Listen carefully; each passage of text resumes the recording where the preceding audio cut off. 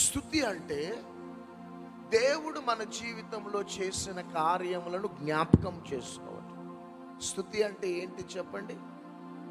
దేవుడు మన జీవితంలో ఎన్నో మేలులు చేస్తున్నాడు. ఈరోజు మనం సజీవ లెక్కలో ఉన్నామంటే ఆయన కృప.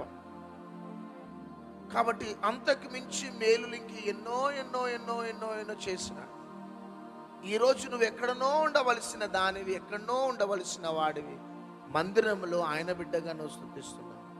కాబట్టి ఆయన చేసిన మేలులు జ్ఞాపకం చేసుకోవటమే ఏంటిది? చేయి పైకెత్తి చెప్పండి, గట్టిగా చెప్పాలా స్తుతి అని చెప్పండి, గట్టిగా చెప్పాలా స్తుతి. ఆరాధన అంటే ఆయన గొప్పతనాన్ని వర్ణించటం ఆరాధన, ఆయన గొప్పతనాన్ని వివరించటం ఆరాధన. ఆయన ఏ విధంగా